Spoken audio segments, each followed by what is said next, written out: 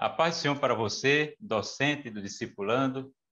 Estamos aqui para mais uma produção do EBD em Síntese Podcast, uma realização do DENEC, Departamento de Ensino e Educação Cristã da Assembleia de Deus, igreja presidida pelo pastor Martim Alves da Silva. Quem vos fala é o professor Eli Espínola e, neste momento, eu quero já passar a palavra para os nossos professores ilustres que integram esta mesa de conversação deste podcast, com esse formato todo especial, espontâneo.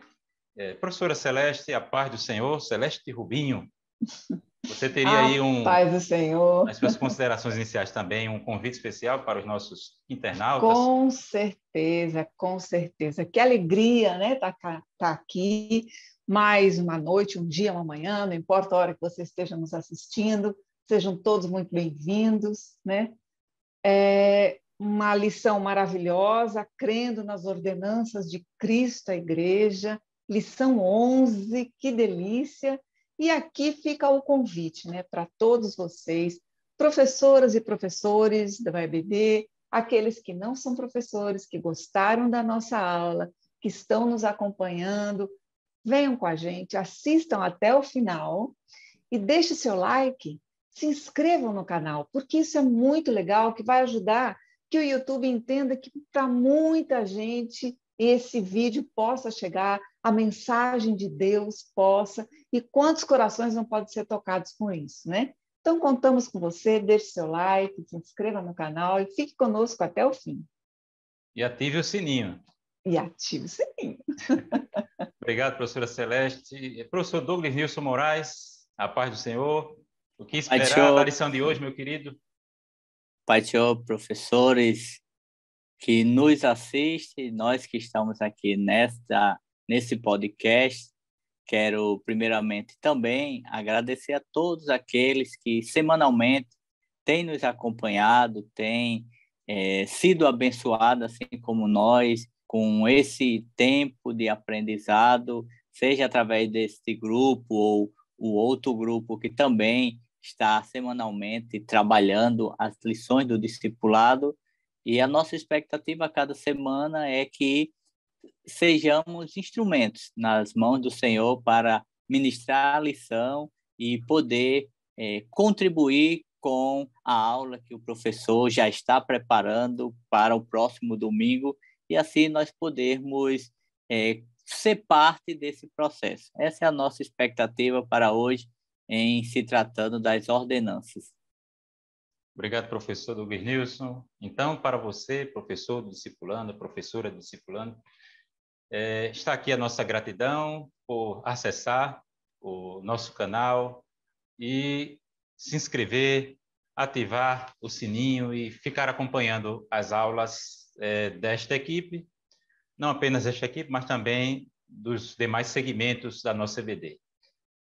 Hoje, meus queridos professores, estaremos aprendendo sobre a lição número 11, crendo nas ordenanças de Cristo à Igreja.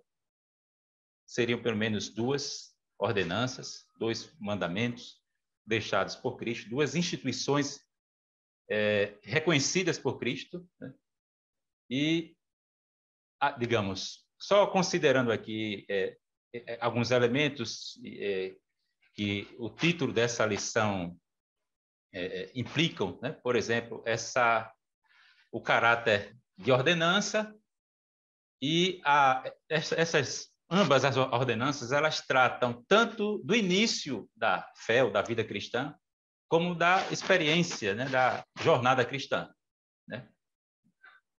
São ordenanças que teriam, digamos assim, um caráter de rito, né, propriamente de rito, um caráter cerimonial, e também são ordenanças, ou melhor dizendo, proclamações, que também trazem um elemento simbólico daquilo que Cristo fez por nós, daquilo que Cristo fez por cada crente. E que você, professor discipulando, precisa levar em conta, antes de propriamente introduzir o assunto da lição, que uma pergunta que pode surgir entre os alunos é: qual é a igreja correta, né? Ou as marcas de uma verdadeira igreja? A marca de uma verdadeira igreja é uma igreja que administra essas ordenanças, as ordenanças que haveremos de estudar aqui, e que as administra de forma correta. Não, você não pode conceber uma igreja que não administre a ordenança do batismo ou que não administre a ordenança da ceia. Pronto, e acabei de citar aqui os dois, em que consistem essas ordenanças que serão objeto do nosso estudo hoje. E ali, agora, introdutoriamente, professor Douglas Nilson, por favor, pode dizer alguma coisa. E quanto a essas ordenanças, nós temos essa liberdade, sempre temos batido nessa tecla, que para o novo convertido que está ingressando na igreja, ele pode se perguntar aonde vai encontrar, qual é a fundamentação dessas ordenanças, por que nós seguimos determinadas ordenanças e, de repente, ele pode estar vindo de um outro segmento, onde lá se administrava de outras formas. Como fazer isso? Como trazer segurança bíblica e teológica para esse novo convertido? Então, nada melhor do que a nossa declaração de fé. A nossa declaração de fé, ela vai ter nos capítulos 12 e 13, vai apresentar detalhadamente o nosso credo sobre essas ordenanças, sobre o batismo em água e sobre a ceia do Senhor, que ao longo deste momento nós vamos estar sempre pincelando sobre, com maior detalhe, sobre esses dois momentos de relevância para, como você falou, para a vida cristã. Eu queria fazer uma ressalva que quando o professor ele fez uma pergunta, qual é a igreja correta, né? É uma boa pergunta, uma pergunta ingênua, mas é uma boa pergunta e muito frequente, inclusive, né? Dos novos convertidos, porque não nasceram no Evangelho, por óbvio, né? E estão vindo aí das mais variadas igrejas e entendimentos possíveis. E a nossa função é qual? Acolhimento, né? Nós, primeiro ponto, precisamos acolher, porque há outras denominações e outras igrejas que elas têm um posicionamento radicalmente distante, ao contrário ao que nós vamos apresentar, ao que a revista está nos trazendo, né? Mas eu acho que um ponto que a gente pode ressaltar para facilitar o entendimento desse aluno seria tocar na graça salvífica, né? Quando nós trabalhamos aquilo que nos permitiu a graça, que é diferente da meritocracia, eu acho que é fundamental uma introdução nesse ponto para ele, por si próprio, começar a refletir e vai começando a entender, quer dizer então que não depende do que eu faço, então quer dizer que não depende de nenhum ato extraordinário ou que advenha de mim ou que venha para mim mesmo. Isso é importante, né? Porque quando nós formos trabalhar ordenança e sacramento, basicamente, há uma linha de pensamento que entende que o sacramento ele traz uma graça espiritual, ele traz uma graça salvífica, né? E que os sacramentos são veículos dessa graça. Esse é o ponto, a graça, né? E a graça, só para concluir, amado, a graça, ela é de graça. A graça, ela vem para além do que eu sou, do que eu faço, do que eu fiz, do que eu deixo de fazer. Claro, eu estou sendo exagerada, né? Porque tem uma linha aí que me limita, né? Que é a ética espiritual. Mas independe de tudo aquilo que eu fiz, eu que vim de outra linha de pensamento, para mim foi muito difícil entender esse ponto. Qual a diferença de ordenança e graça? Puxa vida! Então, eu estou falando como se eu estivesse falando para mim há 20 anos atrás. A graça, esse é o ponto. Pois não, professor Douglas? Dentro desse assunto, veja como é importante esses temas doutrinários, e a nossa lição, ela vai trabalhar isso, cada um no seu espaço, porque imagina que estamos falando de ordenanças, mas antes nós já falamos de pecados, já falamos de salvação, nós falamos de elementos, ações prévias que precisam para chegar aqui. Então, o novo convertido que está semanalmente assistindo às aulas, acompanhando, ele já entendeu a doutrina da salvação. Ele já compreendeu que ele é salvo na pessoa de Cristo Jesus. E aí, ele não é nem constrangido, nem obrigado a se batizar, que é a primeira ordenança, mas ele é motivado a assumir publicamente essa decisão dele, essa decisão por Cristo. Então, o batismo ele vem como um passo de declaração pública para esse novo convertido, e então, seguidamente, vem a segunda ordenança, que é a ordenança da ceia do Senhor, como algo a ele continuamente, até que Cristo volte, estar celebrando. E aí, o próprio comentarista ele vai falar, baseado em um teólogo, Mie Palma, não lembro se a escrita, a pronúncia seria assim, ali, você pode me corrigir depois, falar no inglês correto, mas o que ele vai dizer é que enquanto... tá vendo? Fiz o contrário. Pronto, mas tem também David Palma, que é um teólogo pentecostal. Não, mas é o Maia. Eu fiquei com dúvida aqui. Mas é o Maia. Então, o que ele vai dizer é que há uma ordenança que você celebra uma única vez, que é o batismo. Nós não precisamos estar anualmente e dizer, vai ter um novo batismo, é o batismo dos 90 anos, eu vou me batizar.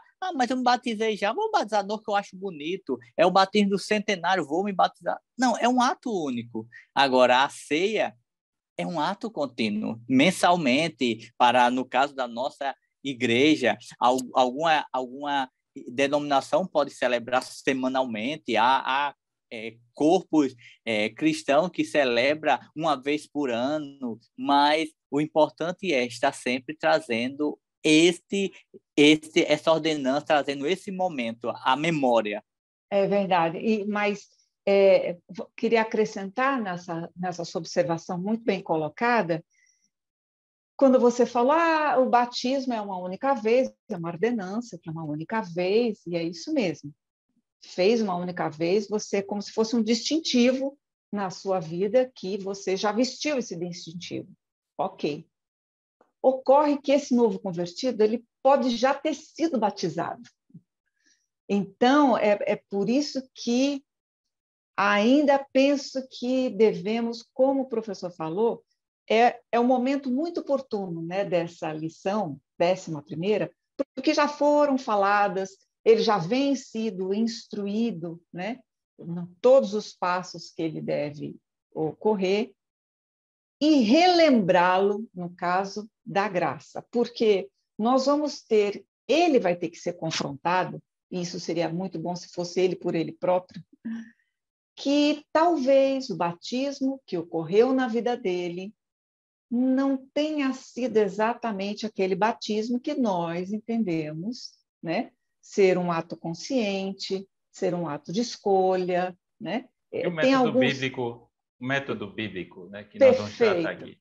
Perfeito. Ser atento ao método bíblico. Administração correta, como eu falei no início. Exato. A administração. Então, ele vai ser confrontado, né? Porque normalmente esse aluno já vem batizado, né?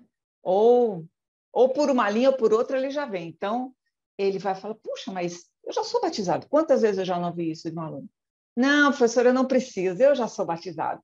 Aí você vai ter que trabalhar, né, essa distorção de graça salvífica num sacramento que nós entendemos que não é assim, isso é contrário ao termo bíblico, né? E o que a Bíblia realmente nos recomenda, né? Como o professor ele falou lá no começo. E nesse aspecto, assim, é inevitável. O professor ele vai precisar voltar a alguns temas anteriores para deixar claro para esse novo convertido o seguinte: a questão não é se o batismo anterior dele, onde quer que tenha sido, é correto ou não. A questão é, ele aceitou a Cristo como o seu suficiente Salvador?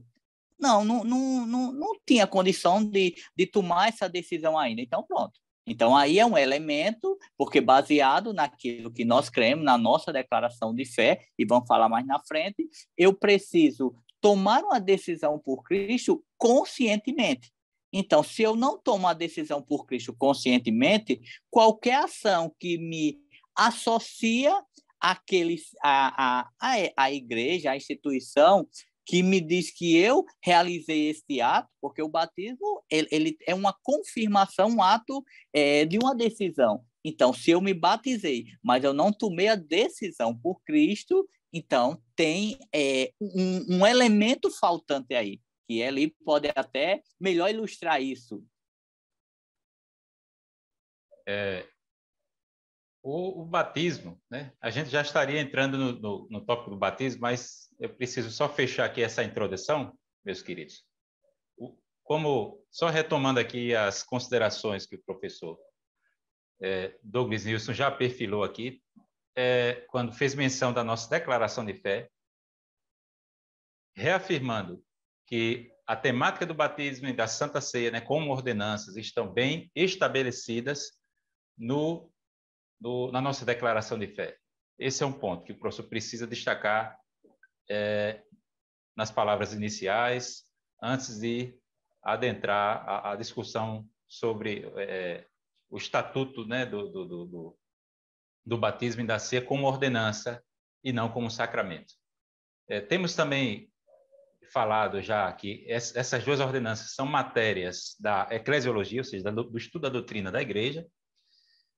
Temos também falado dessa questão desse aspecto inicial da vida cristã, esse rito de iniciação, porque o batismo tem a ver com a vinculação institucional, né? E isso pressupõe, eu creio que a professora Celeste sabe muito bem disso, né, porque ela é professora, direitos e deveres. Se você está se filiando, né, a uma denominação, a um grupo religioso, né, há direitos e deveres.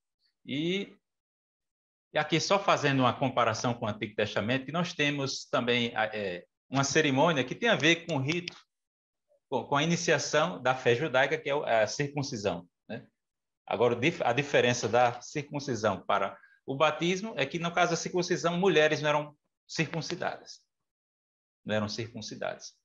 E nós tínhamos também a festa anual, que era a Páscoa, que também diz respeito à vida cristã. Então, uma ordenança diz respeito ao início da caminhada na fé, e a outra ordenança, que aqui eu estou estabelecendo um paralelo, né? Um paralelo entre a circuncisão e o batismo, como ritos de iniciação, né? Mas a nossa denominação ela não vai propriamente se basear na circuncisão para trabalhar a doutrina do batismo, porque temos suficientes bases bíblicas no Novo Testamento para fundamentar essa doutrina. Tá certo? Então, nós temos, sim, nesse sentido, em termos de início da fé cristã e a vida cristã de um modo geral, né, que é a ceia. Meus queridos, iniciando aqui já sobre o nosso primeiro tópico, vamos falar aqui sobre que batismo e ceia são ordenanças, ordenações deixadas por Cristo para a igreja, mandamentos, e não sacramentos. A palavra sacramento, ela tem origem no latim. Inicialmente significava uma espécie de depósito que era feito em um lugar sagrado, e depois veio a significar, ou ter uma conotação, a ser empregada essa palavra como no contexto assim de juramento militar.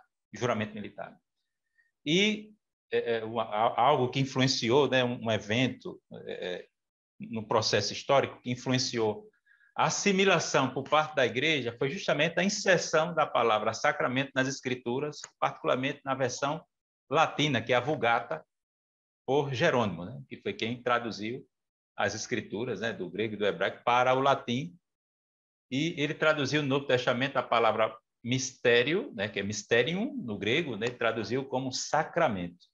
Mas já temos falado aqui que é preferível a palavra ordenança. É preferível a palavra ordenança. E temos também, a professora Celeste já sinalizou neste sentido, que a noção ou conceito de ambas as ordenanças, tanto a ceia como o batismo, não serem considerados como meio essencial de salvação ou de santificação. Pelo contrário, é um sinal da salvação já alcançada, de que você já alcançou a salvação. Como eu já falei, estaremos falando aqui sobre símbolos que proclamam algo que já aconteceu na vida cristã, na caminhada cristã, na carreira cristã. Então, batismo não salva, ceia não salva. Nós temos, ainda aqui, reforçando esse conceito de ordenança, esse estatuto ordenatório, né, da ceia como ordenança, como um ordenamento, tanto a ceia como o batismo, nós temos o batismo integrando a grande comissão. Ide por todo mundo, né, fazer discípulos de todas as nações. Isso é uma ordem. Isso é uma ordem. E quando nós vemos na instituição da ceia por Cristo, né, fazer isto, uma ordem que Cristo deu, né? Fazer isto em memória de mim. É uma ordem. E Paulo também, quando trata na primeira carta aos Coríntios, capítulo 11, versículo 23 e diante. E nós temos também exemplos de Cristo sendo batizado e o exemplo de Cristo também instituindo a ceia, né? Instituindo a ceia. Então, eu queria aqui nesse primeiro tópico só pontuar esse primeiro tópico que trata da distinção entre ordenança e sacramento, e ao mesmo tempo afirmando, né, estaremos aqui a afirmar que ceia não é sacramento e que batismo não é sacramento. Professora Celeste, o professor Douglas Nilson, fiquem à vontade. E só complementando, as ordenanças, né, elas são basicamente, se eu pudesse resumir, determinadas por 3 fatores, né? Elas foram instituídas por Cristo, então isso tem que ficar claro na mente do aluno. Elas foram ensinadas pelos apóstolos e elas foram praticadas na igreja primitiva. Então, penso que são alguns pontos básicos para diferenciar. E quanto ao sacramento, ele, embora as denominações que entende por sacramento, elas divergem até entre si, mas uma grande parte delas entende que é necessário esse sacramento para se conseguir uma salvação. Então, muito bem fechado esse ponto, eu queria lembrar de Tito, capítulo 3, versículo de 4 a 7, quando ele diz que fomos justificados pela sua graça, sejamos herdeiros segundo a esperança da sua vida, baseado na renovação pelo Espírito Santo através do batismo. Então, esse batismo, ele me traz uma sinalização. Eu já faço parte da família cristã, e como o professor Doblenilson tinha mencionado, eu não sou obrigada a me batizar, mas é muito legal, seria muito interessante que eu tornasse pública uma decisão, né? Porque quando eu torno público, é como se eu dissesse ao outro, não faço mais parte do seu território, agora eu pertenço a um outro território, a um território cristão. Então, são elementos que vão contribuindo para a minha autorresponsabilidade como cristão. No entanto, o batismo não é um sinal claro para dizer que eu sou efetivamente salva. Certo? É assim. Há uma sequência. Eu aceito Jesus Cristo como meu único Senhor e Salvador, decido me batizar, se eu cumprir aí alguns requisitos, e então eu posso participar da Santa Ceia. Ok. Mas vamos lembrar que trigo e joio crescem juntos, né? Eles crescem juntos. Então, eu não posso, vamos dizer assim, criticar nenhuma postura através... Eu estou dizendo isso porque domingo retrasado, né, professora Eli, que eu dei aula sobre o Estatuto da Igreja, e para muitos jovens, né, tinha algumas pessoas já adultas, mas na grande maioria eram jovens. E jovens, a partir de 12 anos, aquele que nós entendemos que já tem aí uma opinião formada, mas é só Deus, eu quero deixar claro aqui que é só Deus que vê o coração da pessoa.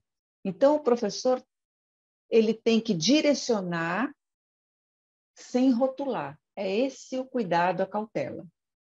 Vocês estão entendendo? Sim, sim.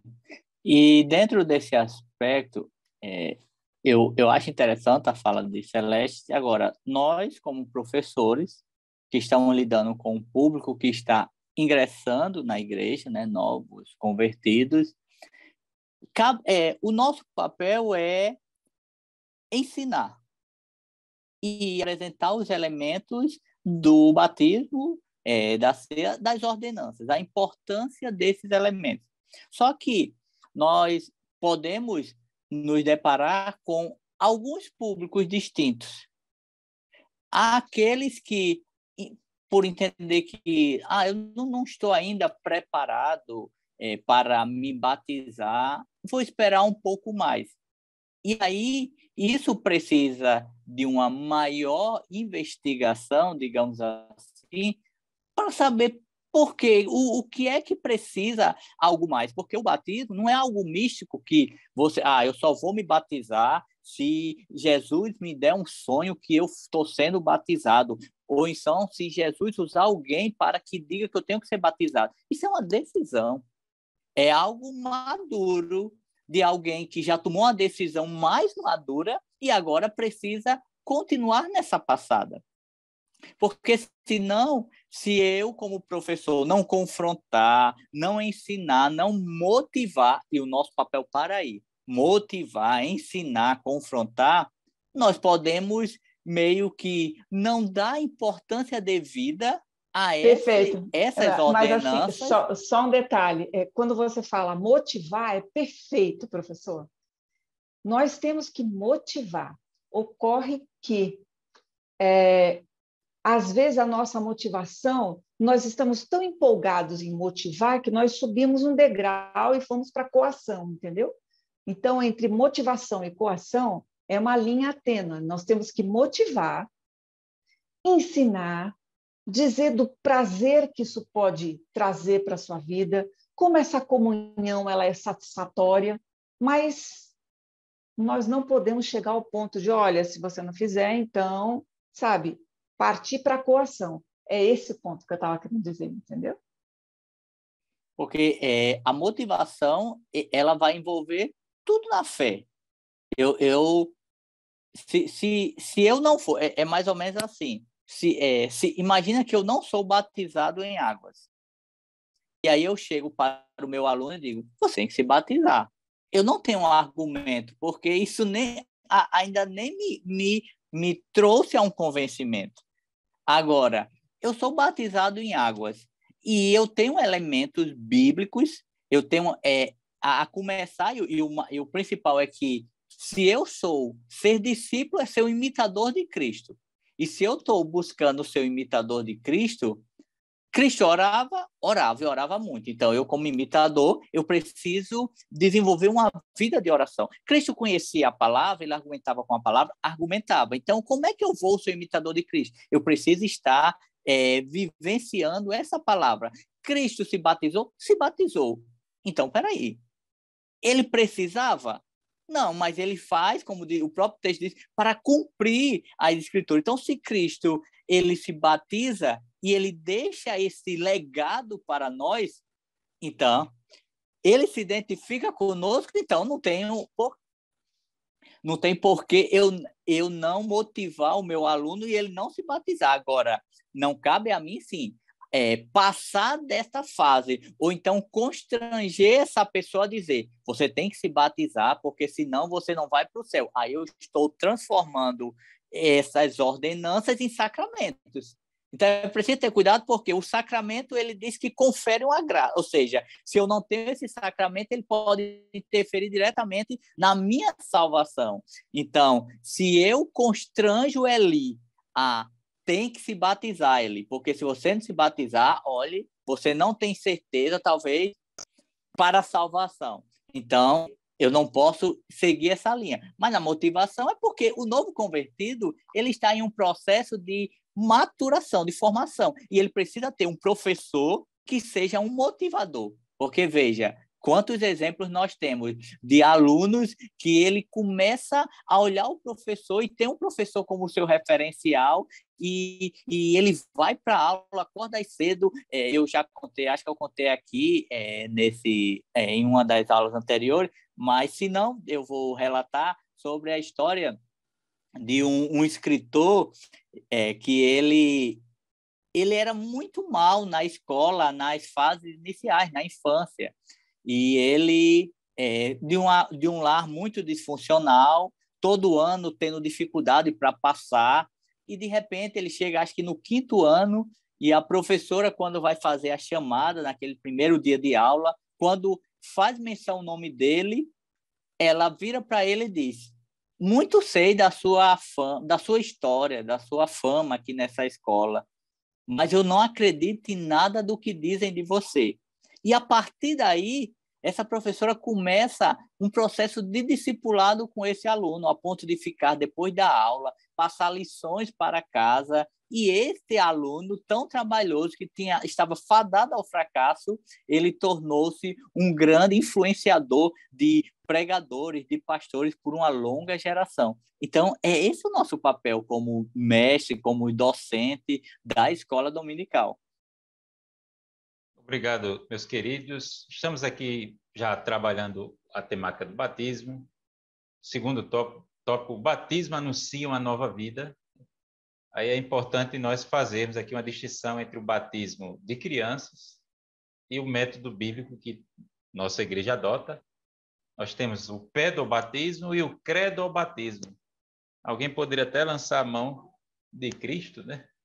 Mas observe que Cristo foi apresentado ainda como infante no templo, mas somente em idade responsável é que ele foi batizado, né, por João. Então, nós acreditamos na prática, né, no método, nós adotamos o método credobatismo, né? Não batizamos crianças. E uma outra característica do nosso método é que é por imersão. Até a própria etimologia da palavra, né, o sentido original da palavra batismo explica isso, que significa mergulho, ou seja, está sob a água. E um outro elemento simbólico que reforça esse conceito, além da etimologia, é que batismo significa sepultamento. Né? Ninguém é sepultado pela metade, com uma parte do corpo, né? Alguns membros para fora e outra parte do corpo enterrada. Não existe isso, não tem sentido. Né? Então, é imersão.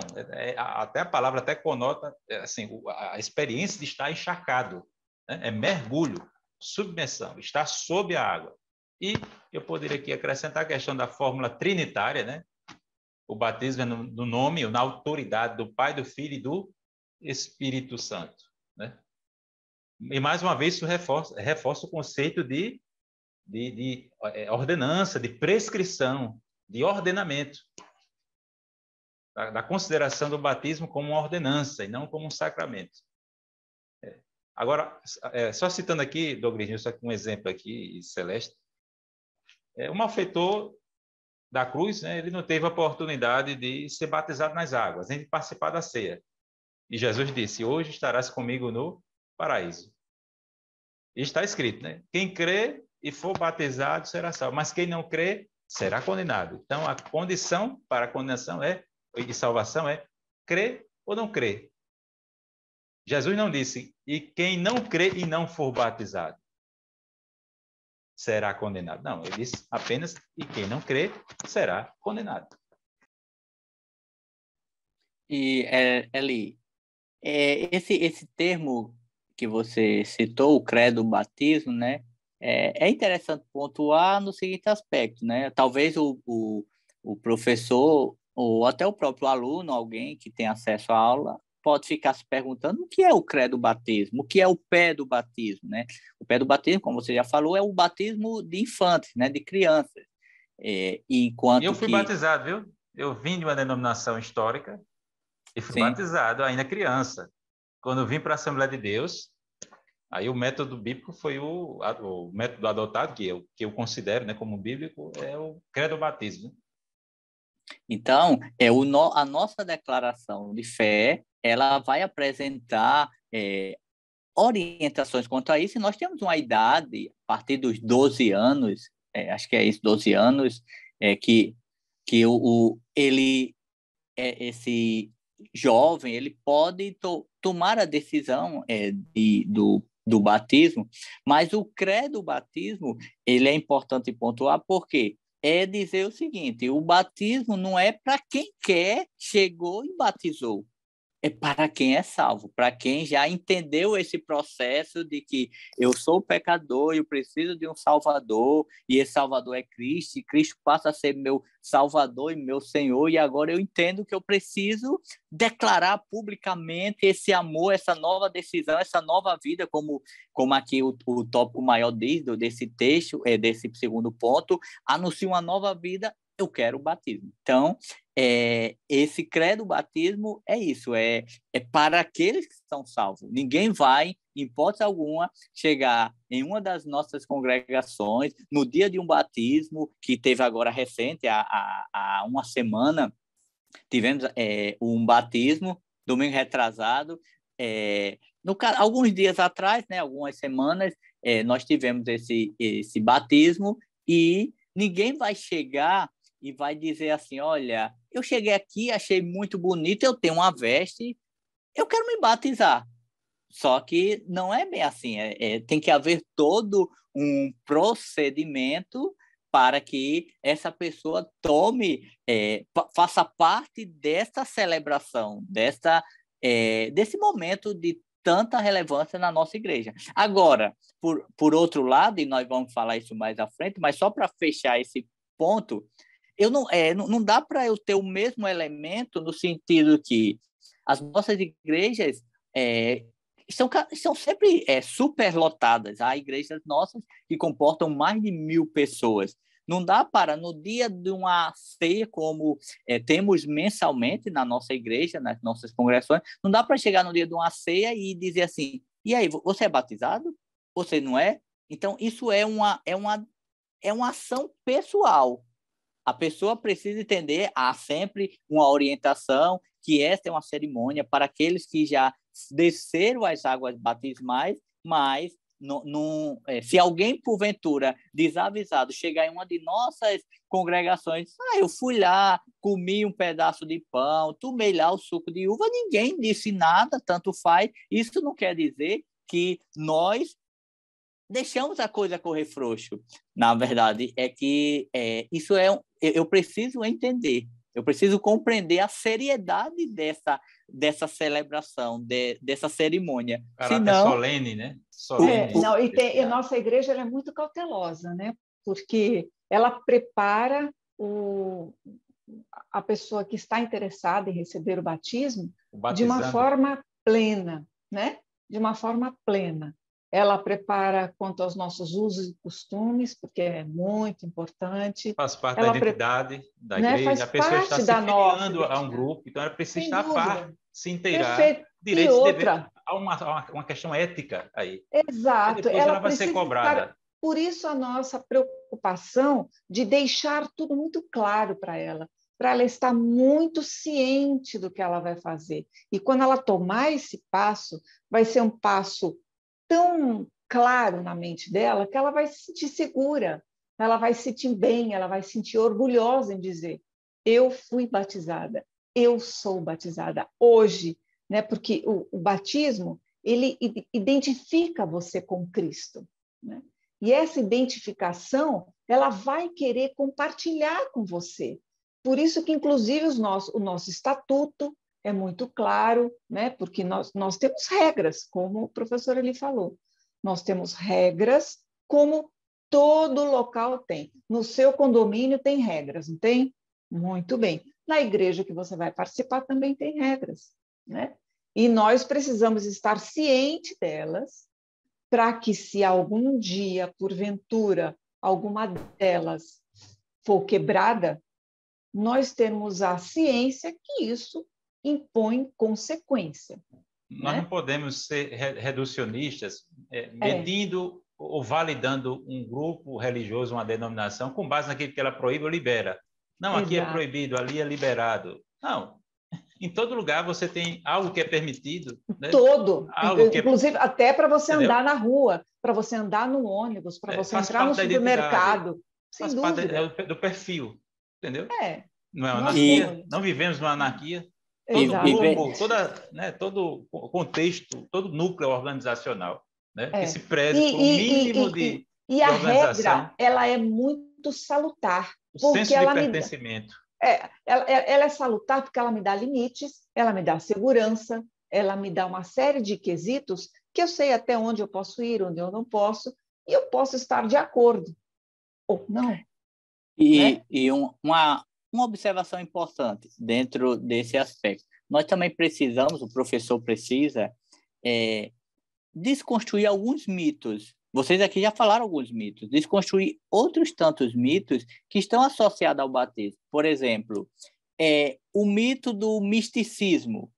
Ou então, assim, eu achar que no ato... Eu não estou muito bem resolvido. Eu ainda não estou bem salvo, digamos assim. É só um texto, uma expressão comum.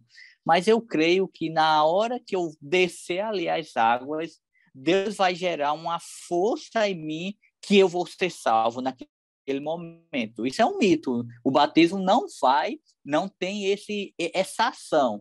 Deus ele pode fazer em qualquer que seja a circunstância. Ele não tem uma ação regeneradora. O batismo não tem.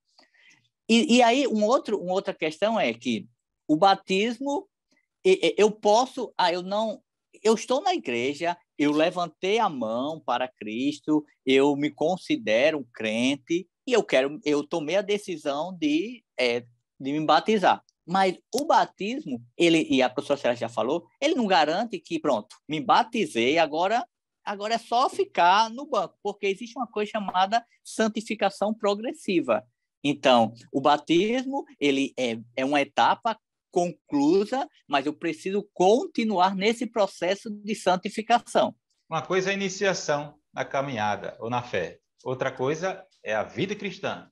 Isso tem a ver com a ceia, né? Assunto do próximo tópico. Tem a ver com a ceia. Porque, não, veja, eu posso me batizar e esperava que algo extraordinário acontecesse ali naquele tanque ou naquele mar, se for no mar, num local aberto. Não aconteceu como eu esperava.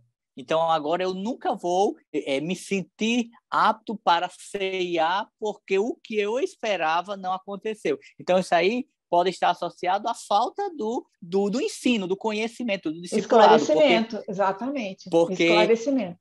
É o processo de santificação que muitas vezes vai gerar algumas ações na vida, no coração, no interior do crente, independente do seu tempo na caminhada cristã.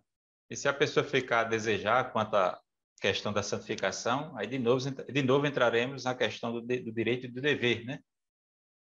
Ela precisa continuar prestando bom testemunho. Meus queridos, fechando aqui o segundo tópico, faltou só eu esclarecer a expressão que eu usei, credobatismo, o porquê desse elemento, nessa parte inicial, né? Credo tem a ver com crença. Então, o que é que se requer de um candidato ou de um batizando? Idoneidade para a profissão de fé. Idoneidade. Nos moldes bíblicos, né? Só esse adendo. Nos moldes bíblicos. Sim, nos moldes bíblicos para professar a fé. Exato. E outra coisa, um testemunho crível. Então, como é que eu vou acreditar no testemunho de uma criança? Né? Então, sabemos que isso aí também não seria nenhum ponto polêmico, né, para nós. Salvação de crianças. Né? Não, porque a criança não foi salva. Aliás, não foi salva porque não foi batizada nas águas e tal. Né? Então, sabemos que batismo é condição para a salvação é pela fé. Uma criança pode expressar seus sentimentos condizentes com sua experiência com Deus, mas nós, por uma questão de regra, né, de procedimento, de metodologia, nós temos indicado essa idade mínima para o batismo, 12 anos. Por quê? Porque é necessário idoneidade e é necessário o que é que se requer do candidato, que ele tenha um testemunho crível, digno de fé, né? Uma profissão pública da fé, da fé que ele está professando, né? E que seja crível, consistente, tá certo? Vamos agora avançar para o terceiro tópico, meus queridos. A ceia do Senhor anuncia a comunhão com Cristo. Temos falado sobre o início da caminhada cristã, esse rito de iniciação, que é o batismo. E agora vamos falar da vida cristã e o papel da ceia, né? Aí nós temos algumas teorias, como a teoria da transubstanciação, né? Há algumas crenças que estimam que os elementos, no caso o pão e o suco de uva, eles literalmente se transformam em corpo e sangue de Cristo, né? Aí nós temos uma outra concepção, que é a teoria da consubstanciação, que concebe que Cristo estaria, digamos, não fisicamente, mas espiritualmente presente nos elementos.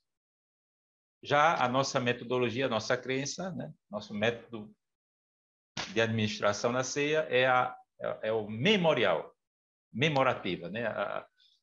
Jesus disse, fazer isto em memória de mim, né? Quando ele instituiu a ceia. Então, a ceia para nós assembleanos, de acordo com isso está muito bem estabelecido, a nossa declaração de fé, nós temos esse tipo de consideração para a ceia. A ceia tem um caráter memorial. Nós temos esse simbolismo, que e quando Cristo diz, isto é o meu corpo, né? Isto é o meu corpo. O pão significaria o corpo e ali o cálice, o sangue de Cristo derramado, né? O sangue da nova aliança, né? E que o rito da ceia, ou a celebração da ceia, ela teria pelo menos 3 perspectivas, né? Alguém poderia apontar assim, dizer que a ceia aponta para o passado, faz referência ao passado, porque fala de algo trágico, ou seja, da morte de Cristo substitutiva, a morte de Cristo em nosso lugar. Tem essa consideração, uma referência em relação ao passado, uma referência ao presente, que é o momento de celebração e de comunhão, como o próprio tópico diz, a ceia do Senhor anuncia comunhão com Cristo, ou seja, nossa união com Cristo. E nós temos aí uma referência ao futuro, que é o banquete messiânico da noiva com o seu noivo. E agora, professores, o que vocês poderiam complementar em termos de subsídio para o nosso professor, nossa professora discipulando? A importância disso é o seguinte: quando nós estamos aqui lembrando que a ceia ela é uma reunião, né, importante da nossa igreja, ela visa não só a comunhão entre os irmãos no momento de memorial, né, mas esse memorial ele é tão importante porque sempre trazer à memória aquilo que é importante, ele modifica a minha caminhada.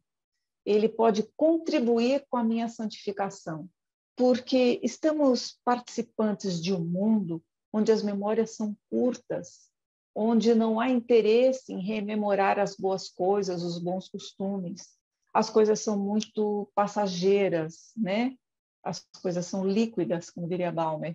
Então, trazer à memória a importância da ceia é o que houve, como o professor muito bem colocou. A ceia é um momento de passado, presente e futuro.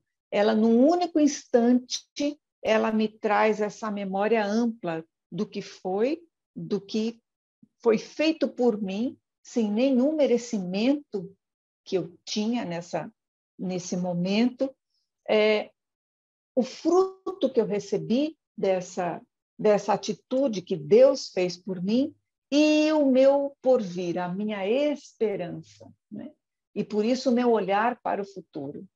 Então é muito importante. A história, ela sempre tem que ser trazida de volta à nossa memória, porque senão nós esquecemos quem somos, nós esquecemos qual é o nosso propósito, não só para a nossa igreja, é para com Cristo em primeiro lugar, né? É para com Cristo, o nosso propósito numa vida cristã. Então, é muito importante. Só uma observação aqui, eu trabalhei com judeus ortodoxos durante uns 7 anos da minha vida, e eles não eram cristãos ortodoxos, eles eram judeus ortodoxos. Mas eles tinham uma coisa muito interessante, a gente sempre aprende muito com todo mundo, né? Aprende até o que não fazer, né? E eles tinham toda festa tinha um momento histórico, eles rememoravam o que eles fizeram, como que eles comiam na época, o que houve, o que aconteceu, né? E isso faz a diferença quando eu entendo por que eu estou fazendo aquilo. Eu estou rememorando o quê? O que Cristo fez por mim. Ele morreu por mim. Então, neste momento, é um momento de gratidão, de reflexão, para que eu possa, então, contribuir com a minha caminhada, né? Eu gostaria de pontuar algumas questões sobre esse momento da ceia. Primeiro, no texto clássico que nós mensalmente fazemos menção, lemos, primeiro aos Coríntios, capítulo 11, a partir do versículo 23. Vê como Paulo ouve falar de uma igreja que tinha muitos problemas. E Paulo ele vai pontuando cada um desses problemas, ele vai pontuando até chegar na celebração da ceia. Ele não começa falando da ceia. Por que isso? Porque não dá para eu dar uma importância a uma celebração se outras questões elas ainda não estão resolvidas. E é por isso que nós precisamos dar importância ao caráter de autoavaliação no momento, na celebração da ceia. Então, o primeiro é o caráter autoavaliativo. Eu não posso tornar, porque nós lemos, examine-se, pois o homem a si mesmo. Veja que, se nós lermos, Paulo ele faz uma espécie de examinação daquela igreja até que chega no momento, e Paulo, ele no capítulo 11, ele começa fazendo elogio à qualidade daquela igreja, mas ele diz, nisto não vos louvo. Por quê? Porque eles se reuniam para celebrar, mas ele dizia que isso era pior, eles não se reuniam, aquela celebração não traria a identificação com Cristo, que é o grande significado da ceia. Então, essa autoavaliação ela é muito importante. Um outro aspecto é não tornar essa celebração algo comum. Veja, muitas vezes nós nos habituamos e podemos ser levados a tornar uma celebração tão importante como algo comum. Não é tornar isso algo místico, não é isso. Mas é dar importância devida. E a professora Celeste falou que nós temos a memória muito líquida, rapidamente esquecemos.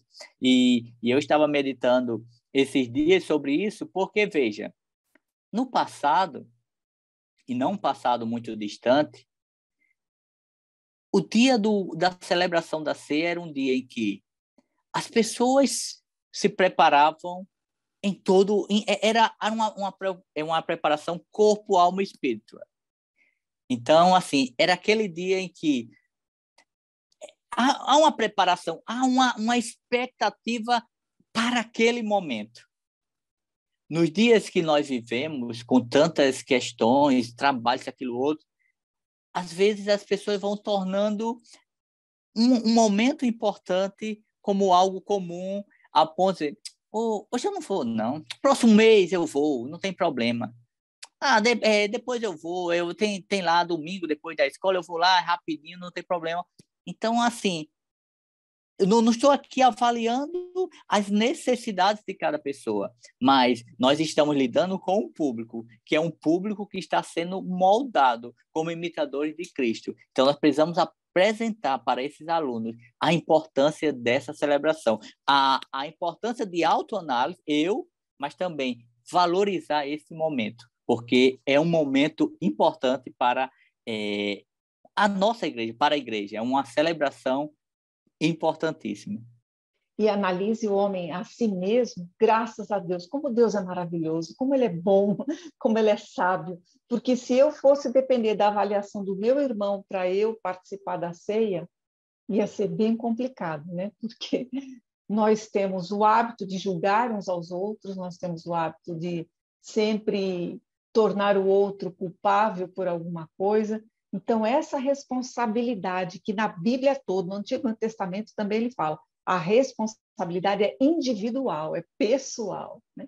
Então, quando ele chama cada um de nós para nos autoexaminarmos, puxa vida, isso é o ápice que o professor deve estimular isso desde já, a todo momento.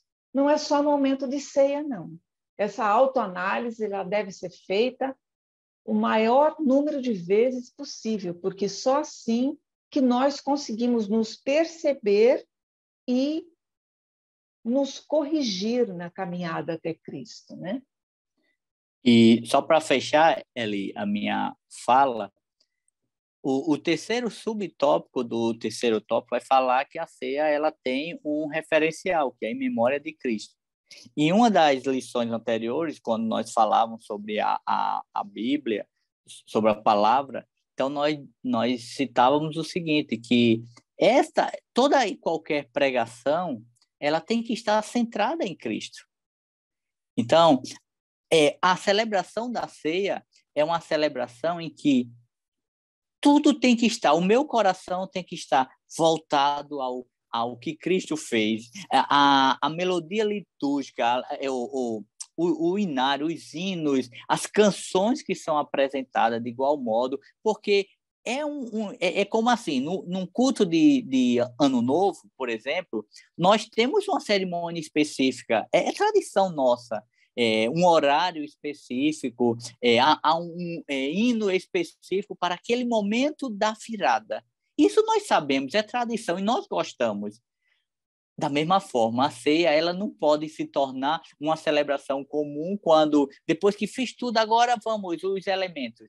Ela deve ser uma celebração que, do início ao fim, leva-nos a refletir sobre o sacrifício de Cristo, sobre o que Ele fez por nós e a ordenança que Ele deixa para nós. Estar ali é saber que pode ser a última, mas ali eu estou lembrando de tudo aquilo que o Senhor fez e me alegro, porque a cruz, a morte não foi o fim. A ressurreição nos traz esperança que em breve Ele vai voltar. Meus queridos, obrigado aí por estas contribuições. A nossa intenção aqui, professor discipulando, você que é professora também discipulando, é trazer comentários que visem a uma complementação em nível de subsídio para você, professor, né? E aqui, aproveitando até uma sugestão, aqui no auxílio didático 1, a teologia sistemática do Stanley Horton é citada, eu tenho aqui, poderia mostrar nas páginas de 568, páginas 568 e 569, traz uma explicação interessante nessa obra aqui, de Stanley Horton, tá? E também ali, nessa linha, também tem a teologia sistemática, também publicada pela nossa casa publicadora, que é o do Norman Geisler, né? Então, o volume 2, aqui, ele vai ter... Pronto, o Norman Geisler, ele vai ter um capítulo bem extenso. Eu acho muito boa essa teologia, porque ela é muito extensa. ela é bem extensa. Então, ela vai falar de tudo no que fale, pronto, tangente às ordenanças. Então, ele vai falar as várias linhas, a linha que nós seguimos, que nós cremos, que a fundamentação vai refutar algumas críticas àquilo que nós, de repente, somos confrontados ou somos criticados. Então, eu acho uma teologia sistemática muito completa e bem sólida nesse aspecto. Meus queridos, eu queria só agora, nas considerações finais, chamar a atenção para um problema que não leva em conta, né, de pessoas que têm esse tipo aqui de cosmovisão, né, que, digamos, é o movimento dos desigrejados. Né? O movimento dos desigrejados, eles... Vou só colocar aqui de volta, né? O movimento dos desigrejados, eles não levam em conta esse vínculo, né, com o grupo, com a comunidade. Hoje a professora Celeste já falou aí desse caráter líquido, né? Observem as redes sociais. No caso das redes sociais, eu possuo a rede, mas no caso da comunidade, a comunidade é que me pertence. Mas há pessoas que se satisfazem. Imagina aí como é que você poderia participar de uma ceia, uma live sobre a ceia. A live da ceia. Você vai fazer o download do pão, do suco de uva. Como é que ficaria essa situação? Então, você precisa se congregar. Então, como é que a pessoa ama o noivo, mas não ama a noiva? É complicado. Jesus disse para Pedro, né? Tu me amas, apacenta os meus cordeiros. Então, precisamos amar a Cristo, amar o pastor, mas amar também o seu rebanho. E precisamos nos congregar. Né? Alguém poderia dizer, não, mas a ceia não salva. Sim, mas qual é a prova de que você está em comunhão? É você participar da ceia. A prova, a demonstração de que você está em comunhão com a igreja é você vir participar da ceia. Né? Ninguém está aqui dizendo que a ceia é condição para a salvação, que o batismo é condição para a salvação. Né? Então, meus queridos, fica aí essa crítica ao movimento dos desigrejados. Né? Então, eu gostaria de passar agora para a professora Celeste, depois para o professor Dorinilson, as considerações finais para esse momento em que caminhamos aqui para a conclusão. As considerações finais que ela parece uma lição muito simplista, mas ela não é, ela é fundamental. É fundamental o professor fazer um resumo no final da sua aula, lembrando que ordenanças elas foram feitas por nosso Senhor Jesus Cristo, uma recomendação direta para nós, que nós devemos, na medida do possível, cumprir, e que a graça ela é independente das ordenanças. Deus nos salvou por um amor absurdo, que João fala de tal maneira, né, que não há como descrever esse amor que ele demonstrou por nós. E tanto o batismo, que é uma convicção da decisão que eu tomei, como a participação na ceia, que é rememorar, trazer à memória tudo que nosso Senhor Jesus Cristo fez por nós, é de fundamental importância. Então, professor, faça um resumo no final, com breves pinceladas, animado, convidando o seu aluno para já ir se comprometendo para fazer parte do próximo batismo. E sempre fique conosco, dê a sua opinião. É um prazer, uma satisfação estar aqui com dois professores tão brilhantes como meus colegas. E que bom que você está aqui conosco. Lembre, deixe sua opinião, se inscreva e toque o sininho para compartilhar com a gente.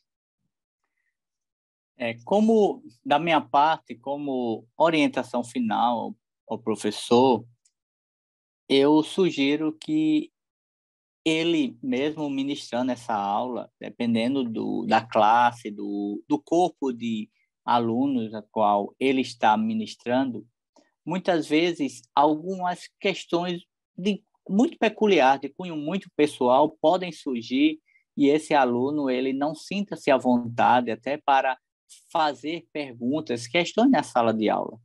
Então, nós como professores, você como professor que nos acompanha, procure seus alunos individualmente, converse com eles, abra um caminho para que ele possa, de repente, abrir o seu coração para você e tirar algumas dúvidas que tem ou alguns impedimentos que pode até deixá-lo triste nessa caminhada. Às vezes, uma palavra da parte de Deus e você sendo instrumento do Senhor nesse processo pode ajudá-lo nessa caminhada. Então, não se resuma à aula. Procure seus alunos, esteja aberto, converse individualmente com cada um, porque, como eu falei aqui em uma outra aula, o processo discipulado ele não se resume só ao ministrar a aula, e cada aluno ele tem uma caminhada, não dá para todos irem na mesma velocidade. Por isso, se o professor se coloca à disposição para momentos individuais com esses alunos, ele pode ajudá-lo nesse processo de imitadores de Cristo. É isso. Obrigado mais uma vez aos colegas. Espero que, tal como tem sido para nós, esta lição seja de proveito para você, professor, você que nos acompanha semanalmente. Obrigado, professor Douglas Nilson. Você, professor discipulando, você, professora, ficaram aí algumas dicas literárias. Temos falado sobre alguns autores, como o Stanley Horton, o David Palmer, o Meyer Pilman, né, o Norman Geisler, que não é necessariamente um pentecostal, mas a obra dele é publicada pela nossa editora, a CPAD, um excelente autor, né? Ficaram aí essas orientações quanto ao papel do professor como conselheiro, além de ensinar a temática do batismo e da ceia. Lembrando que o conceito de discipular ser discípulo é seguir a Cristo, e discipular é ajudar alguém a seguir a Cristo, ou seja, ajudar alguém nesse segmento, nesse processo de segmento. Ficou também essa palavra, como sempre, calorosa, da professora Celeste, incentivando aí a sua interação conosco através do nosso canal. Então, quero aqui, meus queridos, mais uma vez agradecer e louvar a Deus por mais um podcast. A paz do Senhor, meus queridos professores, a professora Celeste, professor Douglas Nilson, pastor Reinaldo, mais uma vez, grato pela confiança, pastor Martim, obrigado pela confiança e pela oportunidade. Nossa próxima lição será de número 13. Estaremos, então, concluindo este segundo ciclo da revista Discipulando. Então, meus queridos, a paz do Senhor, então, até o próximo encontro. Pai do Senhor, até a próxima.